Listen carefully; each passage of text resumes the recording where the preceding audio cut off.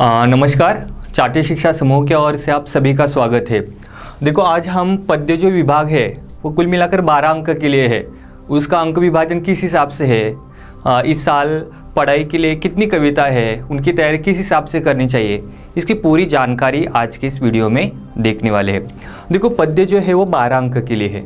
कितने अंक के लिए है? 12 अंक के लिए। तो उसका अंक विभाजन कैसा है? देखो, कुल मिलाकर हमारे लिए 6 कविता है। 6 कविता में से परीक्षा के लिए 2 कविता में से, उन 6 कविता में से जो 2 कविता है, उन 2 कविता में से कुछ ना कुछ तो पंक्तियाँ आ जाएगी और उसमें से हमें सवाल पूछे जाएंगे और उसके हमें जवाब लिखने हैं। वो किस हिसाब से रहेंगे उसका विवरण हम शामपट पर देखने वाले हैं।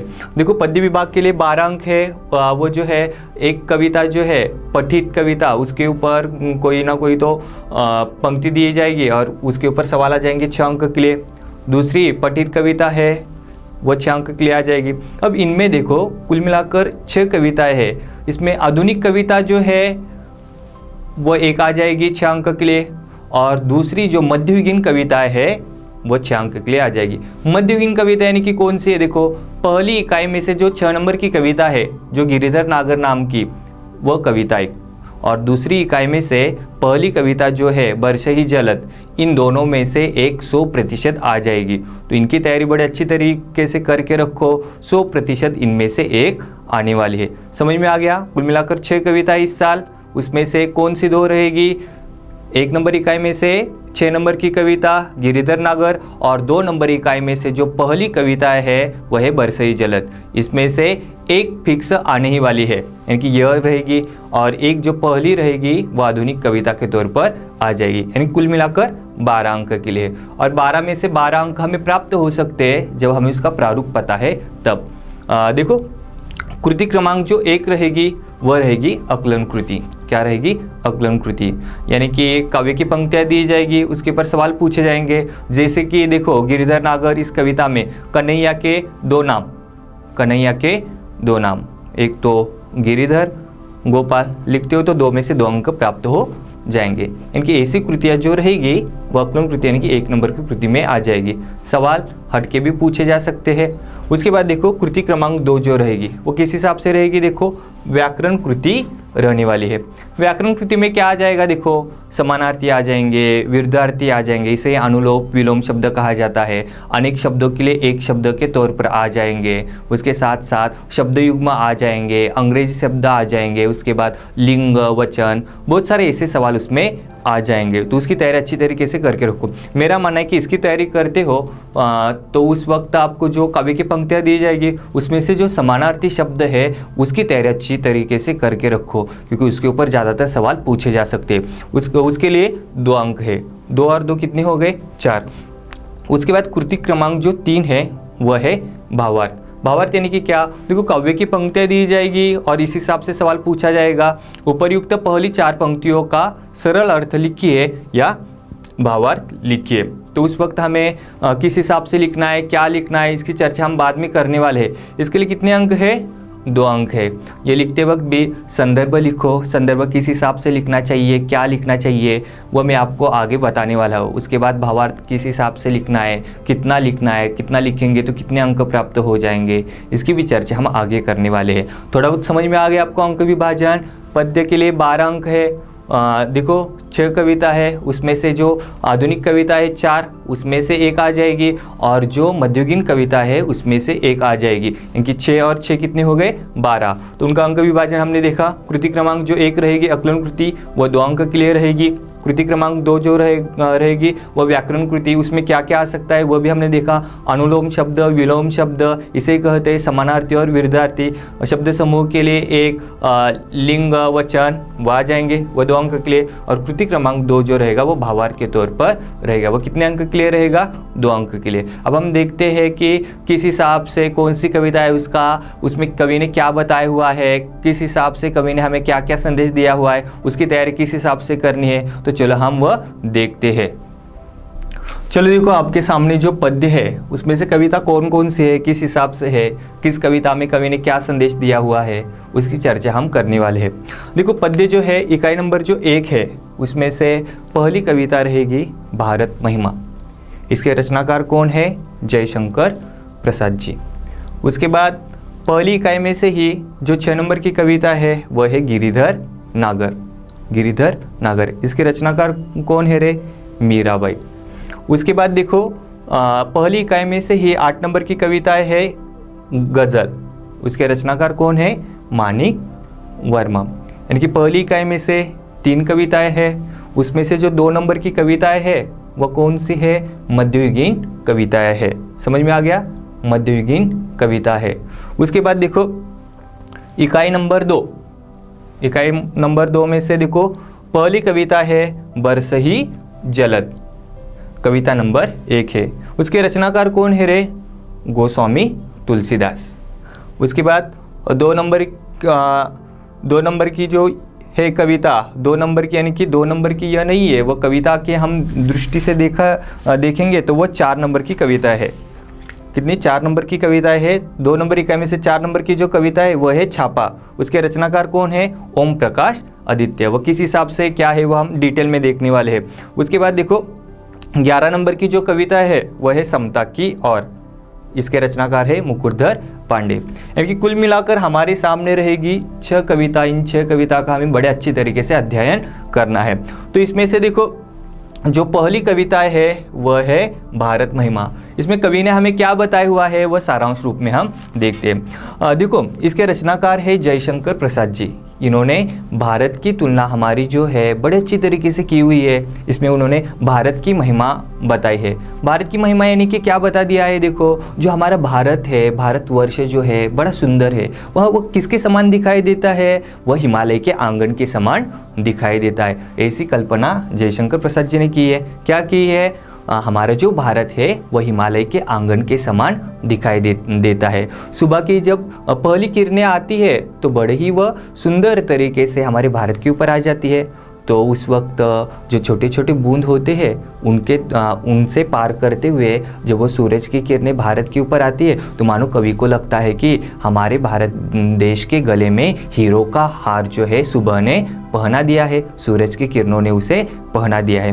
बड़ी सुंदर तरीके से वर्णन जो है जयशंकर प्रसाद जी ने किया हुआ है। भारत हमारा क्यों श्रेष्ठ है, इसके बहुत सारे उदाहरण दिए हुए हैं। उसमें से वो कहते हैं कि हमारे देश में सबसे पहले ज्ञान का विकास हुआ। ज्ञान का विकास हुआ यानी कि सबसे पहले जो भाषा का निर्मित जो है वह भारत में ही हुई। सबसे पहले ज्ञान का उदय हमारे देश में हुआ।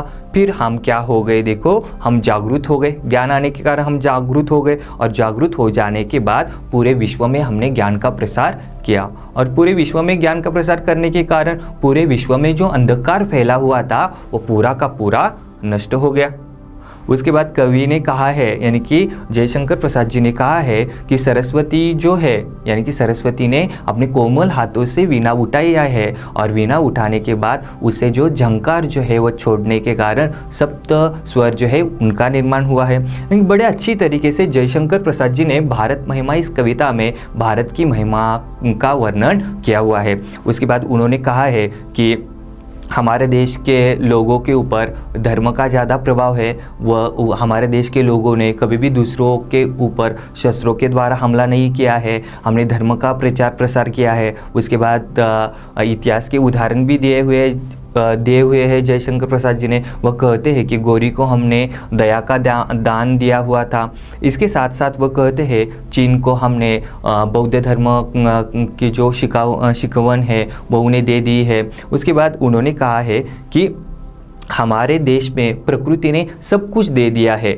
यानी कि जैसे हमारे देश में ऊपर के तौर पर पर्वत है तो कई जगह पर पहाड़ी वाला इलाका है। उसके बाद कई जगह पर घाटी वाला इलाका है। कभी शिखर दिखाई देते हैं तो कई नदियाँ दिखाई देते हैं। तरह तरह के रंग के फूल, तरह तरह के चीज़ें हमारे देश में नज़र आती है। यानी कि प्रकृति हमारे ऊपर प्रसन्न है। इस देश के लिए हम कुछ भी करने के लिए तैयार है। यह हमारी क्या है कि भारत भूमि है। हम कहीं से आए नहीं थे, हम यही देश के रहवासी है। हम हमारे देश के लिए कुछ भी करने के लिए तैयार है। इसका ऐसा चित्रण जयशंकर प्रसाद जी ने भारत महिमा इस कविता में किया हुआ है। समझ में आ गया आपको इसमें क्या है, किस हिसाब से कवि ने जानकारी दी हुई है। मैंने सारांश रूप में बताया हुआ है। मेरा मानना है कि आपको थोड़ा बहुत समझ में आ गया हुआ होगा। तो दो देखते हैं। देखो कविता नंबर जो 6 है उसमें उसका नाम क्या है? गिरिधर नागर। गिरि यानी कि क्या रे? पर्वत। धर यानी कि उठाने वाला, पर्वत उठाने वाला। और नागर का अर्थ है देखो गुजरात में ब्राह्मण परिवार है, परिवार जो होते हैं उनमें एक नाम है नागर, यानी कि समझ में आ गया आपको गिरिधर। देखो इसमें मीराबाई ने कृष्ण भक्ति किस हिसाब से की हुई है उसका चित्रण किया हुआ है।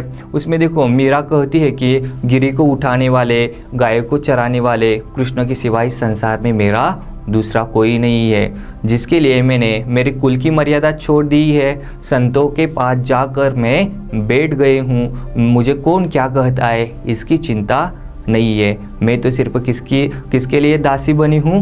कृष्ण के लिए दासी बनी हूँ। वह कहती है कि मैंने प्रेम रूपी बेल जो है लगा लिया है, आंसू रूपी जल उसमें सींच कर वह प्रेम रूपी बेल जो है बड़ी हो गई है, उसमें आनंद के फल जो है वह लग गए हैं। वह मीराबाई कहती है कि मैं कृष्ण भक्तों को देखती हूँ तो बड़ी खुश हो जाती हूँ, लेकिन संसार का व्यवहार देखती हूँ तो बड़ी दुखी हो जाती हूँ। हे कृष्ण, इस संसार के भवसागर से मुझे पार लगा लो। इस हिसाब से मीरा ने कृष्ण जी के बारे में अपना सब कुछ समर्पण किया है। और वह कहते हैं कि इस संसार में बहुत सारे विकार भरे हुए हैं, इसे कृष्ण भक्तों को आप ही पार लगा सकते हो। इसका बड़ा अच्छी तरीके से वर्णन गिरिधर नागर इस कविता में मीराबाई ने किया हुआ है। थोड़ा बहुत समझ में आ गया आपको? देखो गज़ल कविता के रचनाकार है मानिक वर्मा। इन्होंने हमें संदेश क्या दिया है? देखो हमें निरंतर आगे बढ़ते हुए रहना चाहिए। उसके साथ साथ जो हमारी बाहरी सुंदरता होती है वह अस्थायी रूप से होती है, यानी कि कुछ समय के बाद वह नष्ट होने वाली है। इसलिए हमें सुंदर विचारों को उसके साथ साथ हमारे आचरण को अपनाना चाहिए। बाहरी सुंदरता तो क्या है? अस्थायी है। हमारे अंदरूनी तौर से सुंदरता होनी चाहिए। ऐसे स्पष्ट करते हुए उन्होंने कहा है कि हम बड़ी बड़ी अट्टालिका को देखते हैं, यानी कि बहुत बड़ी बड़ी इमारत को देखते हैं। उनके शिखरों को देखने के बाद हम उसकी वाहवाही और तारीफ करते हैं, प्रशंसा करते हैं। लेकिन कभी किसी ने सोचा है कि वह चमचमाते हुए शिखर को बनने के लिए किसी ने तो अंधकार में रहना पसंद किया है, यानी कि वह थे ईंट और पत्थर। ईंट और पत्थर ने यदि अंधकार में रहना पसंद नहीं किया होता तो वह हमें चमचमाते हुए शिखर दिखाई देते।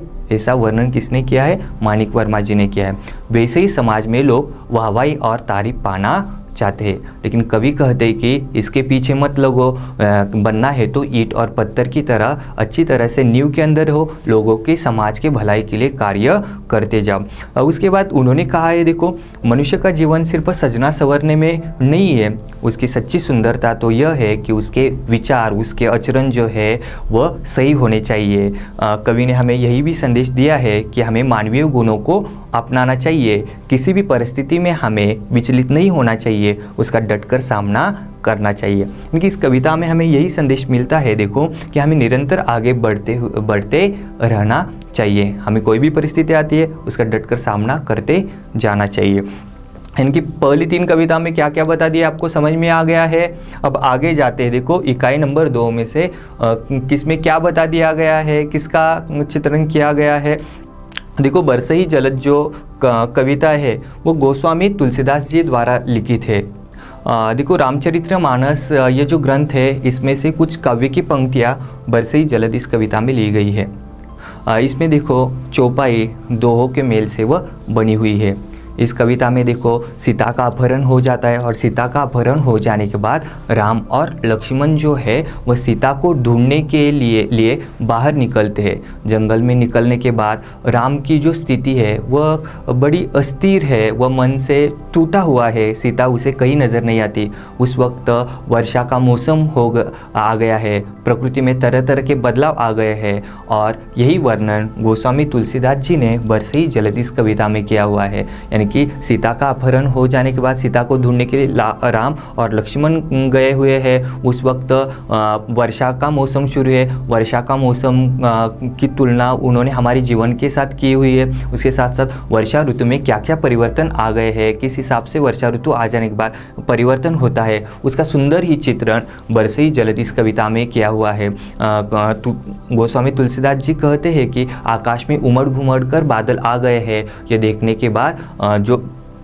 जो राम जो है उनका मन डर रहा है, अचानक से बिजली चमक रही है, बादल पृथ्वी के यहाँ पर आकर बरस रहे हैं, बरसने के बाद जो पानी आ गया है वह तालाबों में आ गया है और बहुत सारे तालाब मिलकर वह नदियों में मिल जा रहे हैं और बहुत सारी नदियाँ जाकर समंदर में मिलती जा रही है। मेंढक जो है तरह तरह की आवाज़ निकाल रहे हैं। यानी कि देखो वर्षा ऋतु आने के बाद क्या क्या परिवर्तन हुआ है उसका सुंदर चित्रण उन्होंने इस कविता में किया हुआ है। उसके साथ साथ उसका मनुष्य के साथ किस हिसाब से ताल्लुकात है यह भी बड़े अच्छी तरीके से इस काव्य में बता दिया गया है। वह रचना की हुई है गोस्वामी तुलसीदास जी ने। तो समझ में आ गया आपको। बरसई जलद और गिरिधर नागर जो है बड़ी आसान कविता है, सारांश समझ में आ जाता है तो कविता के ऊपर जो सवाल आ जाएंगे बड़े अच्छी तरीके से आप लिख पाओगे। उसके बाद देखो 4 नंबर की जो कविता है वह है छापा। इसके रचनाकार कौन है रे? ओम प्रकाश आदित्य। देखो आजकल जो आयकर विभाग के अधिकारी होते हैं, आयकर विभाग के अधिकारियों का काम क्या होता है? देखो जो अनाधिकृत रूप से अर्जित किए हुए धन जो है उसे पता लगाने का कार्य कौन करते हैं? आयकर विभाग करते हैं। और किनके घर के ऊपर छापा डालते हैं? जो अनाधिकृत रूप से जो पैसा इकट्ठे करते हैं उनके ऊपर वो छापा डालते हैं। एक दिन क्या हो जाता है देखो, ओम प्रकाश आदित्य जो जी है इनके घर पर छापा पड़ता है। छोटा मोटा नहीं, बहुत बड़ा छापा उनके घर पर पड़ता है। तो पढ़ने के बाद जो आयकर विभाग के अधिकारी आए हुए थे, छापा मारने वाले जो अधिकारी आ गए थे, तो वह कवि को पूछते हैं कि अरे सोना कहाँ पर है? तो उस वक्त कवि कहता है कि सोना मेरे आँखों में है। यानी कि कवि ने सोने की तुलना जो है यानी कि गोल्ड की तुलना जो है सोने के साथ की हुई है। वह कहते हैं कि मेरे आँखों में है, मैं कई रात सोया नहीं हूँ। तो जो अधिकारी आ गए थे वो बड़े गुस्से में आ जाते और गुस्से में आ जाने के बाद कहते अरे तुम्हारे पास जो सुवर्ण है वो सुवर्ण कहाँ पर है? तो कवि सुवर्ण का अर्थ सुवर्ण यानी कि सुंदर लिखावट में करते। वह कहते हैं आपको चाहिए, तो वह मेरे काव्य में बिखरे हुए हैं। तो ये सुनने के बाद अधिकारियों का गुस्सा यानी कि आपा जो है काबू में नहीं रहता, वो और बड़े गुस्से में आ जाते और कहते कि अरे तुम्हारे पास जो अर्थ है वह अर्थ कहाँ पर है? तो अर्थ यानी कि उन्हें लगता है कि अर्थ तो मेरे कविता में पड़ा हुआ है, आपको चाहिए तो ले लो। अधिकारियों का अर्थ के हिसाब से क्या अर्थ था? अर्थ के हिसाब से इनका अर्थ था अनाधिकृत रूप से अर्जित की हुई संपत्ति यानी कि अर्थ अधिकारी की दृष्टि से। लेकिन कवि के दृष्टि से उसका अर्थ क्या था? तो वह था कविता का अर्थ। तो यह सुनने के बाद अधिकारी और गुस्से में आ जाते हैं और झुंझला जाते हैं और कहते हैं कि अरे चांदी कहाँ पर है? तुमने जो इकट्ठे करके रखी है वो चांदी कहाँ पर है? तो चांदी जो है कवि को लगता है कि वो चांदी जो है मेरे अब सफ़ेद होते हुए बालों में आ गई है, चाहिए तो वह ले लो। तो वह जो अधिकारी है और गुस्से में आ जाते और कहते हैं कि अरे तुम्हारे पास जो नोट है वह नोट कहाँ पर है? तो वह कहते हैं कि नोट तो मैं परीक्षा से पहले 1 महीने ही निकालता हूँ। तो ये सुनने के बाद अधिकारी जो है वो अपना आपा खो बैठते हैं और वह जोर से चिल्लाकर कहते हैं अरे तुम्हारे पास जो मुद्राएं है वो कहाँ पर है? तो ये सुनने के बाद कवि जो है वह कहते हैं मुद्रा जो है वो आप मेरे मुंह पर देख सकते हो। ये सुनने के बाद अधिकारी गुस्से से बेकाबू हो जाते हैं और उनके शयन कक्ष के यहाँ पर जाते हैं, उनके अलमारी को देखते हैं। उसके बाद पपियों को टटोलते हैं, बहुत सारी सामग्री देखते हैं, लेकिन उसमें कुछ भी नहीं मिलता। अंत में जो कवि है ओम प्रकाश आदित्य वह कहते हैं मेरे घर में यदि संपत्ति होती तो आप लेकर जा सकते, लेकिन अब मेरे घर में कुछ भी नहीं है तो आप कुछ ना कुछ तो देकर जा सकते हो। यानी कि इस कविता में यही हमें संदेश दिया हुआ है कि छापा मारने वाले जो अधिकारी होते हैं उनकी कार्यप्रणाली कैसी है और आम आदमी की आर्थिक स्थिति न होने के कारण उसकी समस्या कौन कौन सी है, इसका चित्रण बड़े अच्छी तरीके से छापा इस कविता में किया हुआ है। उसके बाद आते हैं हम समता की और इस कविता में क्या बताया है। देखो इसके रचनाकार है मुकुरधर पांडेय। इन्होंने देखो किसका चित्रण किया हुआ है? ठंडी आ जाने के बाद अमीर और गरीब में उसका प्रभाव क्या होता है, इसका बड़ा ही सुंदर चित्रण इस कविता में किया हुआ है। देखो समता की और इस कविता के रचनाकार कौन है? मुकुरधर पांडे जी जो है, इसमें कवि ने हमें क्या संदेश दिया हुआ है। देखो, जो शिशिर ऋतु आ जाता है, शिशिर ऋतु आ जाने के बाद प्रकृति में क्या क्या बदलाव होते हैं, क्या क्या परिवर्तन होते हैं, और परिवर्तन हो जाने के बाद उसका परिणाम आम आदमी के ऊपर किस हिसाब से होता है, धनिक लोगों के ऊपर किस हिसाब से होता है, बाहर जो जानवर होते हैं उनके ऊपर किस हिसाब से होता है, इसका सुंदर चित्रण इस कविता में किया हुआ है।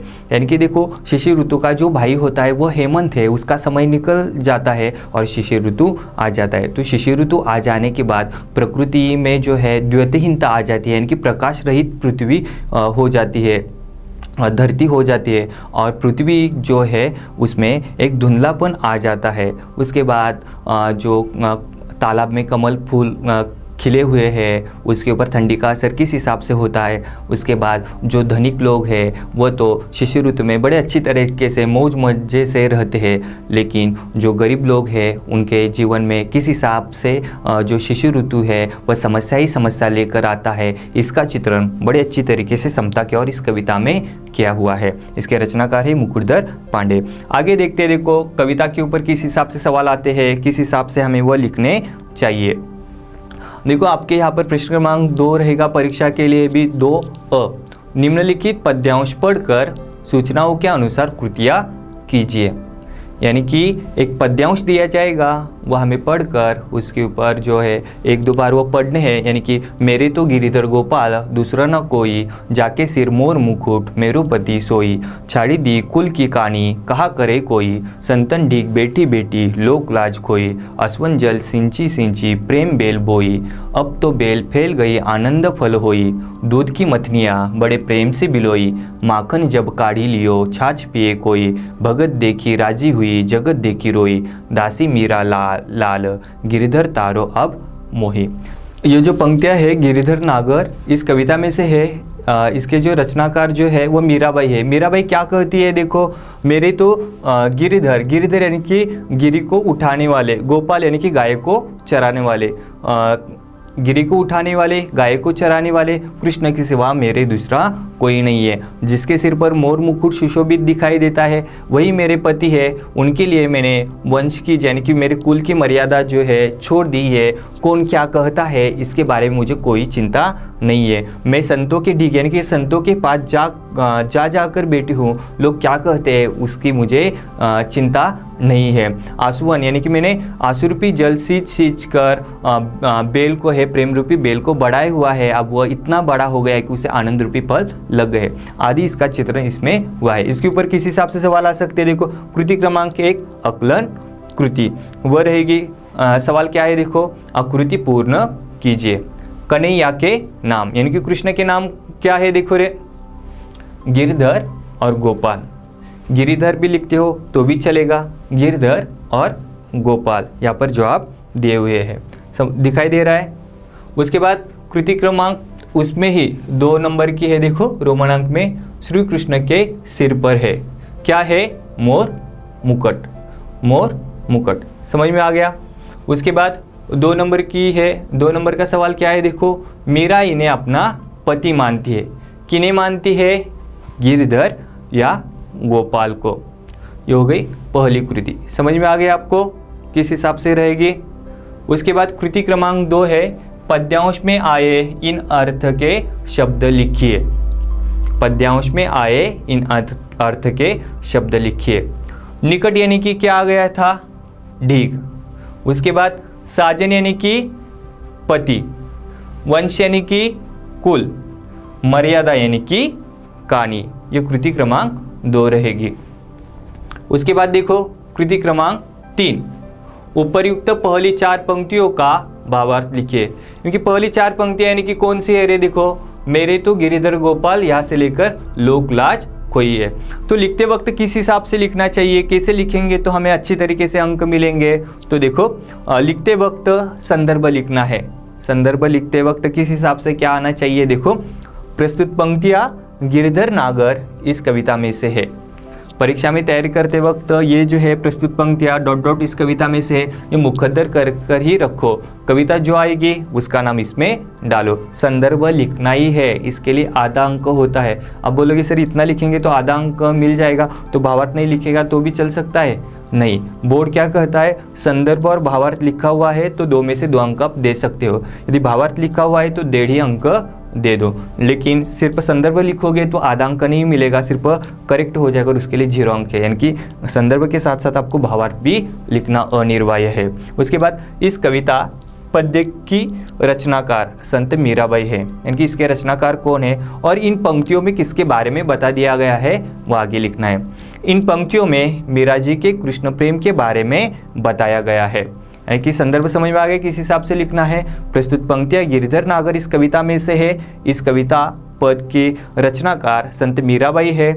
इन पंक्तियों में मीरा जी ने कृष्ण प्रेम के बारे में बताया गया है। तो भावार्थ के तौर पर आप लिखोगे, मीराबाई कहती है, गिरी को उठाने वाले, गाय को चराने वाले कृष्ण के सिवा दूसरा मेरा कोई नहीं है, जिसके सिर पर मोर मुकुट शोभामान दिखाई देता है वही मेरे पति है। उनके लिए मैंने मेरे कुल की मर्यादा छोड़ दी है। कौन क्या कहता है इसके बारे में मैं सोचती नहीं हूँ। मैं संतों के पास जाकर बैठकर मैं कृष्ण भक्त होने के कारण कृष्ण की लीला का वर्णन करती हूँ। उसके साथ साथ मैंने लोक लाज को पूरी तरीके से त्याग दिया हुआ है। इस हिसाब से भावार्थ लिखोगे तो आपको 2 में से 2 अंक प्राप्त हो जाएंगे। यानी कि आपको समझ में आ गया किस हिसाब से इसके ऊपर सवाल है। यानी कि कृति क्रमांक 1 में देखो रोमन 1 में है, इसके लिए 1 अंक रहेगा। उसके बाद है देखो रोमन 2 में आधा आधा, इसके लिए आधा है, इसके लिए आधा, यानी कि यह आधा और आधा 1, और जो इससे पहले देखा इसके लिए 1, यानी कि कुल मिलाकर 2 अंक हो गए।